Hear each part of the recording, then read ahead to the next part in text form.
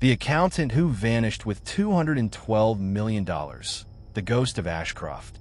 Daniel Pierce's life was a blueprint of normalcy, quiet, predictable, and rooted in the numbers he so dearly loved. Born and raised in Milwaukee, Wisconsin, Daniel grew up the son of a tax preparer and a school librarian. His high school yearbook dubbed him most likely to hide in a spreadsheet, and that prediction proved spot on. After earning dual degrees in finance and forensic accounting, he landed a position at Lindell Financial, a mid-tier Chicago firm with clients across tech, biotech, and renewable energy. For 15 years, Daniel kept his head down. He rarely dated, didn't own a car, and lived in a modest studio apartment 3 blocks from his office. His co-workers saw him as introverted but brilliant, a man whose memory could recall years of transactions and obscure tax laws like lines from a favorite novel. But what no one knew was that Daniel had spent the past 4 years meticulously planning the greatest financial heist in U.S. history. He began small, creating shell corporations with names that sounded authentic: Grinwave Logistics, Thermodyn Partners, Aegis Systems. Each one had fake executives with LinkedIn profiles and vague but professional-looking websites. Daniel funneled small amounts from company accounts, rounding errors, lost interest, duplicate invoices. It was pocket change to billion-dollar firms. No one noticed, but Daniel's plan wasn't about greed, it was about revenge. Years earlier, his younger sister, Natalie, died from experimental drug manufactured by a biotech company he later discovered had paid Lindell to cover up failed safety trials. He had stumbled upon the truth while auditing their records. When he brought it to his superiors, they buried the report and silenced him with threats. That betrayal lit a fire in him. Over time, Daniel built a digital labyrinth of offshore accounts, crypto wallets, and AI-generated identities. He stored access keys in innocuous places, quotes from Shakespeare embedded in PDFs, GPS coordinates masked as financial entries, and password fragments hidden in crossword puzzles published in obscure journals. On February 11th, 2021, Daniel executed his plan. He triggered a cascade of transactions that moved $212 million through 47 accounts across 13 countries. At 6:45 p.m., he walked out of Lindell's office for the last time, leaving behind a spotless desk, an empty apartment, and a single post-it note in his safe. It read, Ashcroft. The word sent investigators on a desperate hunt. They discovered it was the name of a boutique Swiss bank operating under deep secrecy laws, known for erasing all records of its clients within 72 hours. No one could prove Daniel had an account there, because proving it meant confronting powerful interests. Then came the sightings.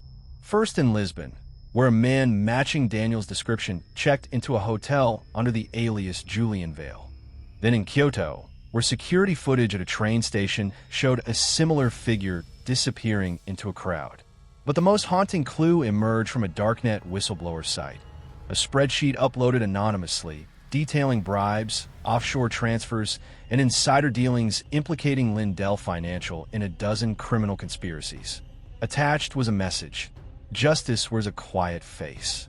Some say Daniel is living in a mountain chalet in northern Italy. Others believe he was killed by the very people he tried to expose. But the money? Never recovered. The banks deny everything. And Ashcroft? It shut down 2 months after the heist, citing irreparable data loss. To this day, Daniel Pierce is a financial ghost story told behind boardroom doors, proof that even the quietest man can rewrite the world. The subway killer of Brooklyn, the ghost in the tunnels. New York never sleeps, but between November 2018 and March 2019, it flinched. 4 men were found murdered along the G line in Brooklyn, always between 2 and 4 a.m. The crime scenes were eerily similar. Single stab wound to the neck, no defensive injuries, and a Metro card placed flat on the chest. The media dubbed the killer the subway ghost, and panic spread through the city's late-night commuters. The NYPD launched a massive investigation. Undercover officers rode trains in shifts. Transit police monitored hours of surveillance. Yet, the killer remained a phantom. No DNA, no fingerprints, Not even a blurred image on camera. What united the victims was murkier. All had minor criminal records: harassment, petty theft, drunken altercations. Some had reportedly harassed subway passengers. The killer, it seemed, was choosing people he believed were corrupting the city. But the case took a turn in April 2019 when MTA and maintenance worker Marcus Reed discovered an abandoned tunnel behind a false wall near Hoyt, Schermerhorn Station. Inside was a makeshift bunker. Mattresses, a lantern, survival rations, and walls covered in subway maps. Red X's marked each murder location. There were also journals filled with disjointed sentences. They scream, but don't change. Cleanse the lines. A DNA match led police to Elias Marr, a former MTA engineer who disappeared after a psychotic break in 2017. Elias had grown obsessed with the subway, claiming it was a living organism infected by human sin. He had been institutionalized but released due to overcrowding. Elias was arrested at an abandoned building in Flatbush. He offered no resistance. In interviews, he spoke of voices in the tunnels and a mission to balance the equation. But as prosecutors prepared their case, another layer unraveled. The fourth victim, initially thought to be a homeless addict, was identified as Jeremy Lowe, a journalist working undercover on a story about corruption within the MTA and city contracts tied to organized crime. Jeremy had written notes linking certain construction firms to racketeering, kickbacks, and even political figures. Suddenly, questions arose. Was Elias acting alone? Or was he manipulated to eliminate Jeremy? One of Elias's notebooks included pages that appeared to be dictated to him, orders written in someone else's hand.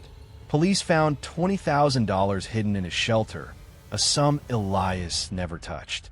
In court, Elias was declared mentally unfit for trial. He was sent to a psychiatric facility where he remains. But subway riders continue to report seeing a lone figure walking deep in the tunnels, beyond the lights. And every year on the anniversary of Jeremy Lowe's death, someone places a Metro card and a red rose at the station entrance. The case remains officially closed, but many believe the real ghost still haunts the G line, and the corruption Jeremy died trying to expose was never brought to light. The missing heiress of Redwood Hills, the secret in the lilies. Redwood Hills, California, is a town of misty vineyards and millionaire estates, a sanctuary for the elite. At the heart of it stood the Vance Estate, a sprawling manor of glass, marble, and secrets. And at its center was Isabel Vance, 29, the poised and beloved daughter of billionaire Charles Vance. On June 2nd, 2020, Isabel vanished. She had returned from a week-long meditation retreat, citing a need to unplug before the charity gala she was to host. She seemed calm but guarded, confiding to her assistant that she felt like something is coming. The following morning, her Escalade was found idling at the edge of a cliff 6 miles from the estate. Her purse, phone, and a bouquet of white lilies were left inside.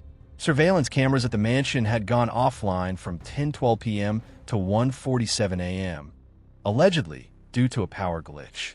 The estate's private guards reported nothing unusual. As media frenzy exploded, rumors swirled. Some said she'd run off to escape the family's suffocating legacy. Others whispered about a stalker who had sent her cryptic letters weeks earlier, letters never disclosed to police. Then came a shocking revelation. Isabel had been working with a ghostwriter on a memoir, one that accused her father's real estate empire of laundering money through overseas shell companies, displacing poor communities, and bribing local officials. The rough manuscript, found on a USB drive hidden in her therapist's office, included damning evidence: emails, transfer records, voice memos. Charles Vance denied everything. But just weeks after her disappearance, an airstrip 50 miles away recorded an unlisted jet departing under heavy fog. The pilot never returned. FAA records were deleted. The investigation stalled until a fisherman discovered a sealed tin box buried beneath driftwood 2 towns over. Inside were black and white Polaroids of Isabel dated weeks after her disappearance. She was barefoot, seated in a cabin, holding a newspaper. A note inside read, They watched from the windows. I gave them the lilies. Analysis of the photos proved they were genuine. Yet no cabin matching the interior had been found. When investigators tried to trace the origin of the lilies, her mother's favorite flower, they found a single grower in Oregon who remembered an order placed under the name Ella Vance, a name Isabel had used as a child. Years later, every June 2nd, someone places fresh lilies at the estate's gate. No fingerprints, no footage, just a white ribbon tied around the stems. Some say Isabel is alive, waiting for the right moment to expose the truth. Others believe the flowers are a message from someone who knows what really happened on that cliff. And Redwood Hills? It's still beautiful, still wealthy, and still very silent.